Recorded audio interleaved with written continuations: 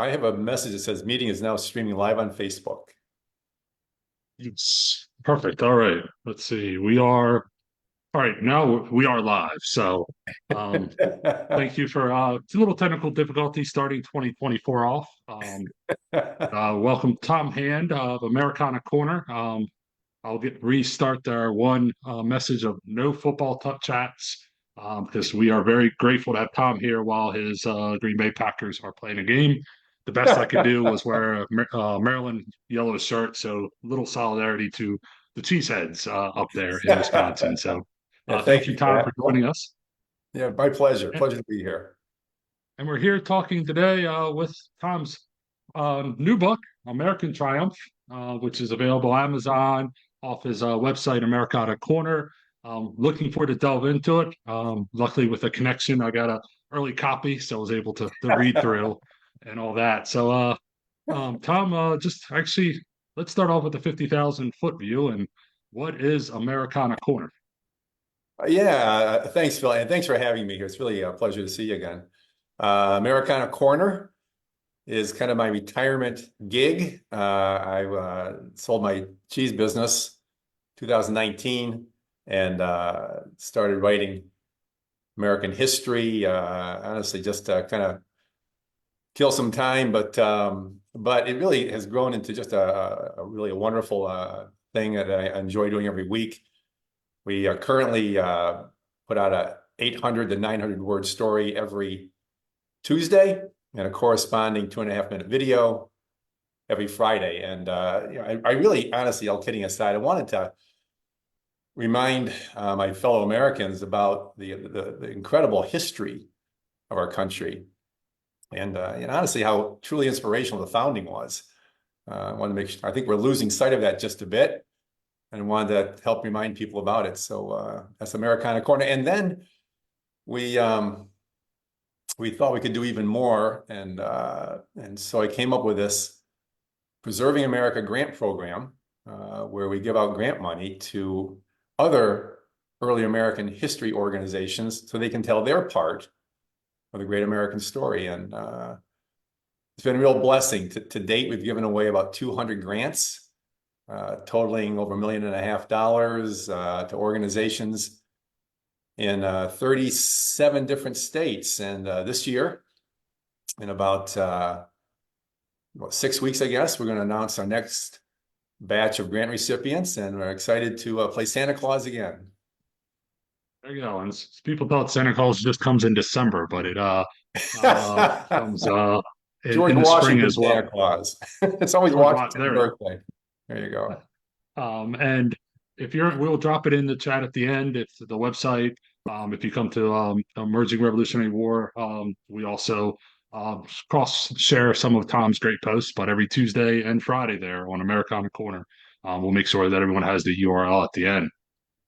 So you started with the blog, then the video series. All this is a retirement job. So retirement. You're supposed to be on a golf course, but I heard that's the significant other is the golfer. That's But right. That's right. so she's out there doing that, and you're out writing history. So Well, I've read countless books, thousands of books, and I just wanted to share some of that knowledge, and it's really turned out better than I thought it would. But we have a great team, Sherry Breen, who puts out our stories every Tuesday and our videos every Friday. She's been such a blessing to work with, and makes it all happen on the back end. No one sees her; they all see me, but she's really the one that makes it all happen. she is, yeah, she's great to work with. She even puts up with us over here at Emerging Revolutionary War. So her and Lauren both Right. deserve patience. But so the blog and then the video series. Why a book too? Well, honestly, the short answer is I always wanted to write a book. I thought I was going to write a book on Gilman cheese, kind of a rags to riches kind of thing. And I might still do that. But as I got these stories going and I realized they were resonating fairly well, I thought, wouldn't it be great to put these in some sort of book format?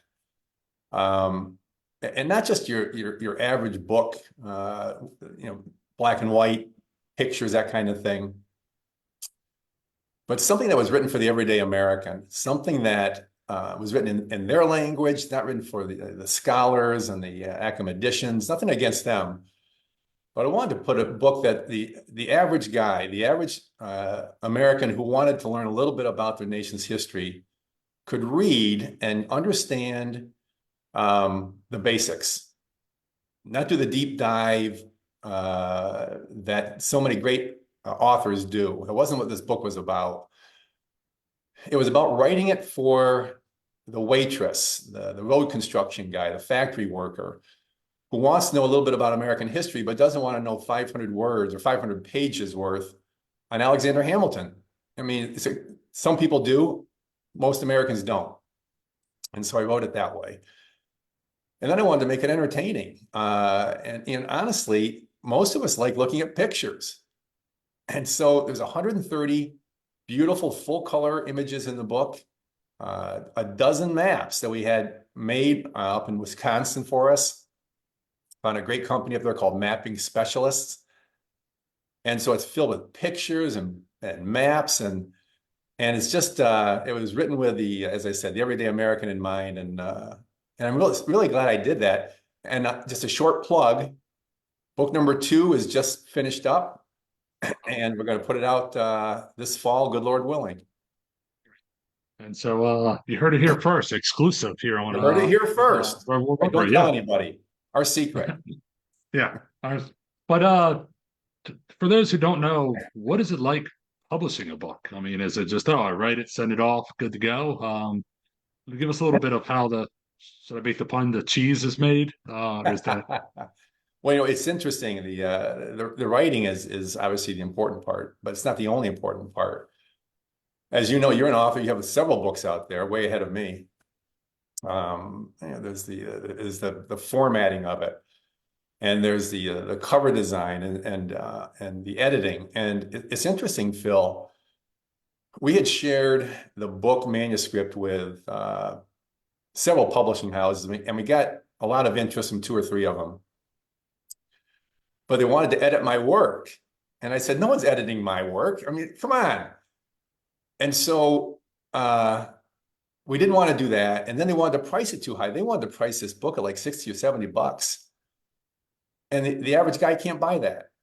And so what we decided to do was create our own publishing company called Americana Corner Press.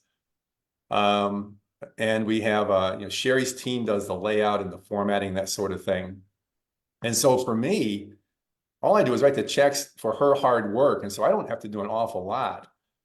But, we review it and that sort of thing. But I found the publishing process interesting. And I would recommend anybody who wants to write a book, take a look at doing it yourself because you have more control over the finished product. I don't know your experience, but had you ever considered self-publishing? We did look at it, but a lot of that back end stuff, like what the Sherry does, that's what's Ted and Savas Beatty does for us. Okay. We were just interested in writing. Luckily, the editors are actually Rob, myself, Dan Welch, other ones, so we have control over what goes in it.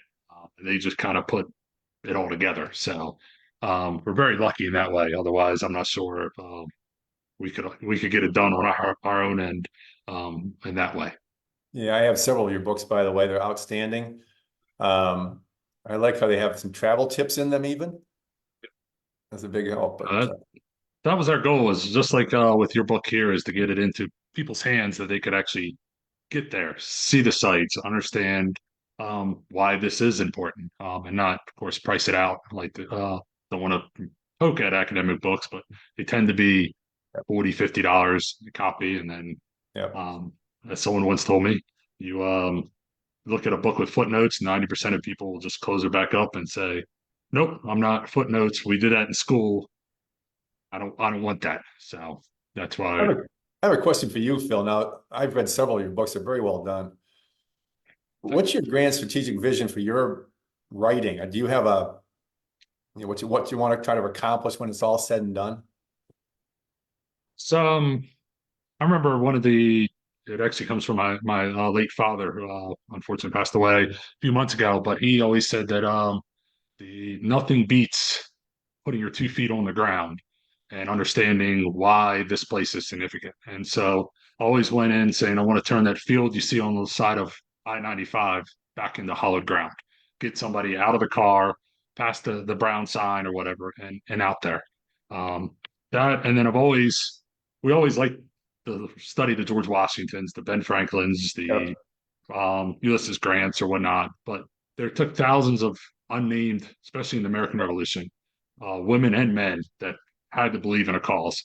And so the last book with Valley Forge was just trying to tell the story of who some of these guys were that we did have their names and why they did what they did and what they persevered through. And just the ones that like today's armed forces, it's the thousands of people that are serving boots on the ground. And so I Yep. always try to write that story up because I figured being Irish, I would have probably been in the front line more than in the back line if I was around 300 years ago for the or 250 for the American Yeah. Revolution. So it's really that approach to try to get that story out, and that's what I liked about your book. How about a segue there into Yeah. Yeah. these side things about the panels on the side. I'll just put this page. Here's Yeah. Marie Joseph Paul, ones of that nature. So I Yeah. really like that about your book. Yeah. We did, I did that because it's interesting as I wrote the book, I found there were so many interesting people to write about, so many topics to write about, even the fisheries off of the Grand Banks, our first commodity, travel in the 1700s, and all the other people and that sort of thing.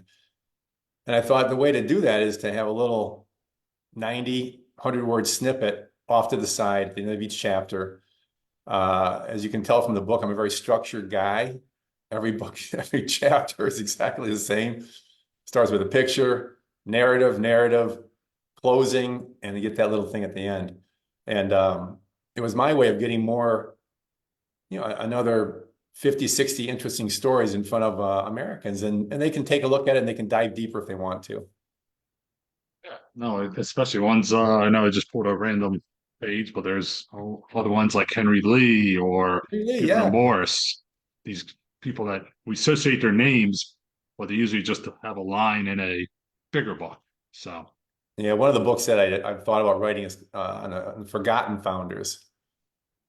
Everybody knows the big six, and I call them the big six, but there's so many forgotten founders. Gouverneur Morris is one. James Wilson, another one. Roger Sherman. All these famous people that Americans just don't know about today, and someone needs to write about those, and so I might take that task on myself.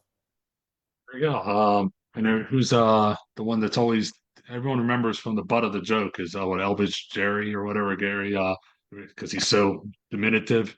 No one Elvis realized. I Gary, mean, right? The gerrymander was where named his for name him.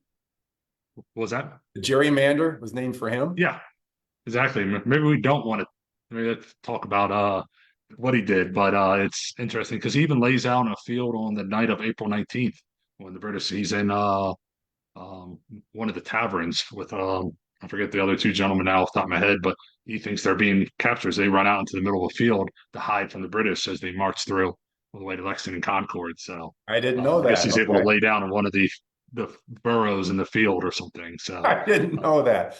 Good. yeah, Okay. he's Monotony or Arlington, which is now Arlington, I think, is where he's at. Of course, the British march right on by. They don't care about him. They're more worried about what's down the road. But so the book obviously 40 or 50 more story. Why the three gentlemen, Ben Franklin, George Washington, and John Adams? Yeah, it's a great Why question. those three? Yeah, the central theme of the book is service to country. I should mention that first of all. And I've read a lot of biographies, as you have as well. And to my mind, these three best exemplify service to country from the founding era, and each in their own way. Ben Franklin, through his civic interest, I guess. George Washington in so many ways. And John Adams, one of my favorite all-time guys, with his devotion to the country from a political standpoint. With Ben Franklin, um, nobody did as much to help civic America as Ben Franklin did. He retired, as you may know, at age 42, one of the wealthiest men in America from the printing business. He invented bifocals. He invented the Franklin stove. Everybody knows about his stuff with electricity. He created the first hospital in Philadelphia and the first fire brigade. He invented the lightning rod. He invented the first or created the first insurance company. It's still operating. He created an academy that became the University of Philadelphia, University of Pennsylvania, and on and on and on. He created the first debating society that became the American Philosophical Society. And he did all these things for the betterment of American society. And he never once patented anything, even though he could. His thought was that mankind and American society at large would benefit more if he didn't patent it. And so he invents all these great things and then he gives them away to the American public. And I just found that extraordinary. And then at the end of his life, he's 81 years old. They have the Constitutional Convention, Philadelphia Convention, they called it back then. And we were stumbling around, as you know, under the Confederation government. They called this Congress to meet in Philadelphia. And they had to have two guys there to give it gravity. One was the great George Washington, of course. And the other was Ben Franklin. People forget that back in the day, Ben Franklin was on par with George Washington in the eyes of his countrymen. And until George Washington became president of Washington, I would say Ben Franklin was maybe even more highly revered. And he was 81. He was gout ridden. He was not feeling well, and he agreed to attend this convention simply to add weight to it. And he contributed quite a bit, by the way, at the convention. He's the one who first suggested the two houses of Congress. And Roger Sherman gets credit in the Great Connecticut Compromise. But early on in the debates, Franklin suggested a solution to the Virginia Plan, which was where the one house, the unicameral house, was all based on population, versus the New Jersey Plan, where everything was based on one state, one vote. And Franklin suggested two houses, and it was kind of brushed aside until later in the debates when Roger Sherman presented it again, and it was accepted. So quite remarkable in my opinion. And then, George Washington, I'm probably rambling too much. What are your thoughts on Ben Franklin? Why don't you tell me that first?